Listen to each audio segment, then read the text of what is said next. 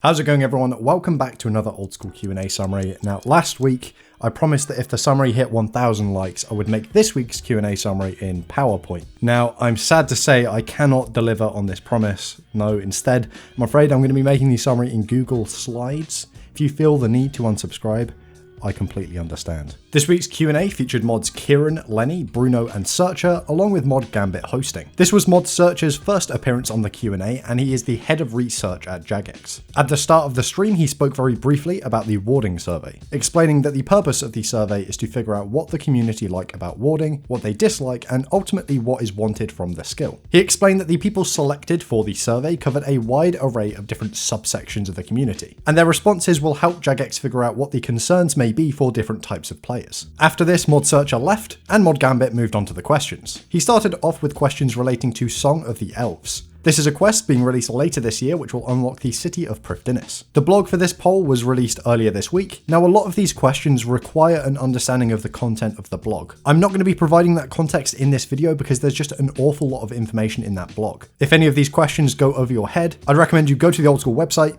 and give it a read to get a better understanding. Stormcrown asked if the Crystal Secateurs could be added as an upgrade from the Magic Secateurs rather than another herb patch. Mod Lenny said that he thought the Fairy Quest series seemed like a more fitting place for an upgrade to the Magic Secateurs. The other mods made it clear that they don't want to overdo it with additional herb patches or yields, and that they are aware of the concern in the community. StoneJ pointed out that there is an agility icon on the proposed Prifddinas map, and asked for details on what this is and whether or not it will reward players with Black Graceful. Mod Lenny said no, it's not Black Graceful, and again, the team don't feel that is something that would fit in Prifddinas. As for the agility icon, Lenny said that it was left over in the map design from RuneFest and hasn't yet been worked on, but there is a second poll planned which it may be included in. Mozzie said that Prifddinas would be a great opportunity to put the Crystal Equipment stat degradation perk from Nightmare Zone somewhere more fitting. The mods like the idea and said that it would be nice for a larger requirement to be attached to that perk. Baratho suggested a new item called the Crystal Quiver. This item would be dropped by elves, would give plus 20 range strength to the crystal bow, and would also add a 50% chance to save a charge. Gambit thought that it would definitely be nice to make the crystal bow more viable, and the other mods also liked the idea. Goose said that having a teleport crystal, 3 different crystal seeds, and crystal shards seemed a bit convoluted. Is there any solution where this could be simplified and crystal seeds could become more useful? Lenny said that there is a need for different types of crystal seed,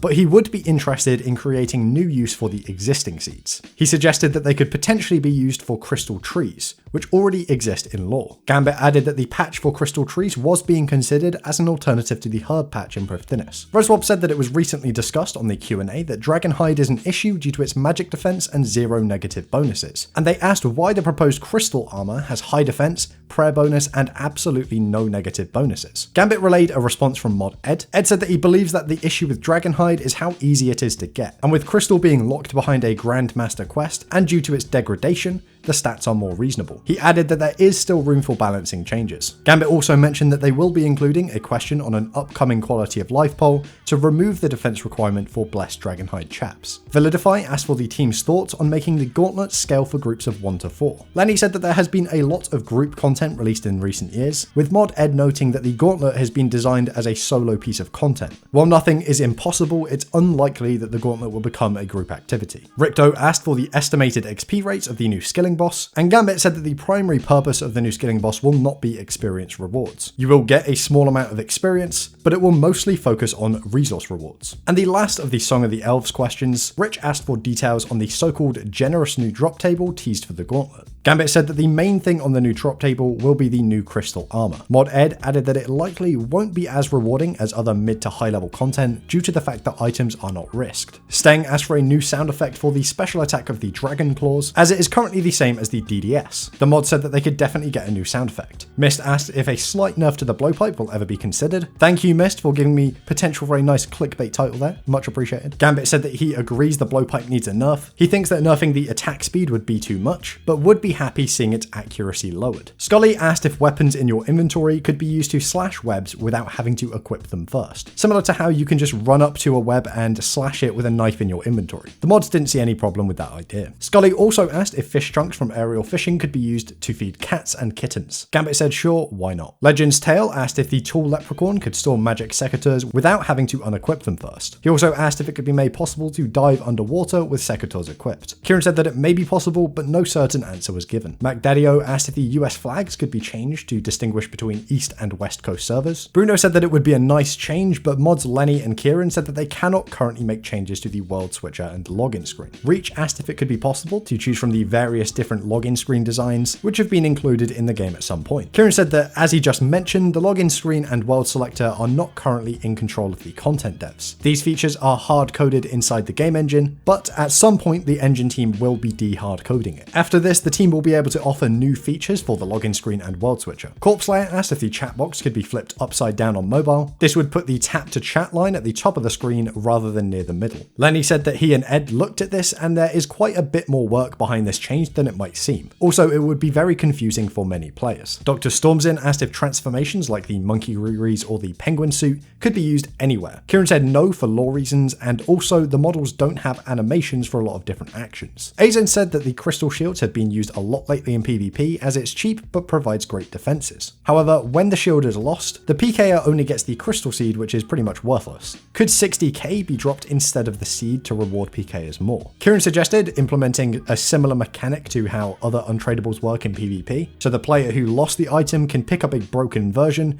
which must be repaired for a GP cost. This means that the PKer can be rewarded with GP without injecting any gold into the game. Denforok asked if the loot broadcast in the Chambers of Zurich could be changed so players are made aware that they've received a unique drop, but without leaking what the drop is before the chest is opened. Bruno asked what would happen if someone logged out before opening the chest, pointing out that this might allow people to hide their reward and prevent their team from finding out its true value. The mods agreed to leave it as it is with the Chambers of Zurich to prevent this being an issue. Hugo asked if the dialogue for handing in a farming contract could be streamlined. The mods all agreed that this would be a nice improvement. Mixu asked if the Warriors Guild teleport on the Max Cape could be replaced by a teleport to the Farming Guild. Bruno said yes, it could. Lord Goza asked what the team's philosophy is when designing a new drop table. Where does it start and what considerations are made when trying to balance it? He also asked what determines which common drops are added. Kieran said that it depends what other benefits there are for killing a boss, and how restricted it is. If there is very good experience, the drop table doesn't need to be that strong. If it's very restricted, so Slayer task only or high requirements to access it, it would need to be a bit stronger. And for the table itself,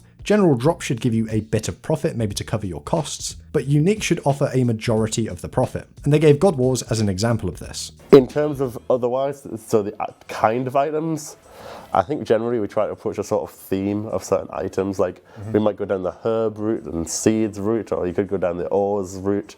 And it's nice that it follows some sort of pattern, but then you want some variety as well. In terms of data driven, the way we do it is we have a spreadsheet that automatically pulls all of the GE data into it. Yep. And so when you add items into the drop table, it automatically tells you how much it's worth, etc. It shows you the breakdown of how much each item's contributing to the overall value of the drop table. And it even writes the code for us as well to put into the game.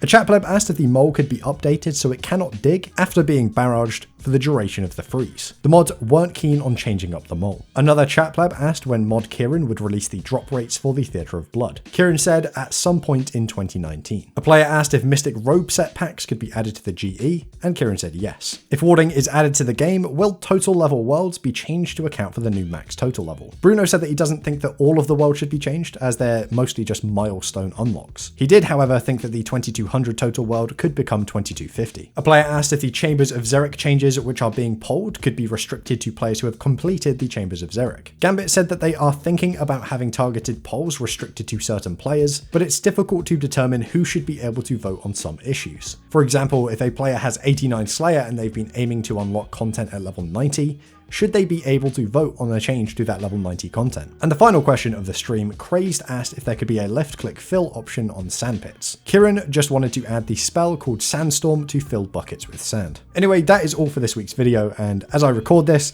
I have no idea how the video turned out. I have no clue how to use Google bloody Slides. I've never done it before, so hopefully this video was awful, because I know that's what you all would have wanted. And a quick heads up, I've typically tried to get these summaries out prior to the game update on a Thursday. A lot of the time the Q&As include a lot of information about the week's update, and it feels a bit pointless if the summary goes out after the update if a lot of the information in the summary is about the update. However, doing this means that I have to stay up until the early hours on Wednesday night, and it isn't always going to be possible. I will try to get them out as soon as possible always, but if I am to maintain a human sleep pattern, I am occasionally going to have to miss that mark and release them on the Thursday instead. Just a heads up, I know most of you guys don't really mind that much because you're just interested in getting the summary, but I just feel like it's worth putting out there that these cannot always happen as quickly as they typically do. Anyway, thank you all for watching, and I will see you next week for a slightly prettier Q&A summary.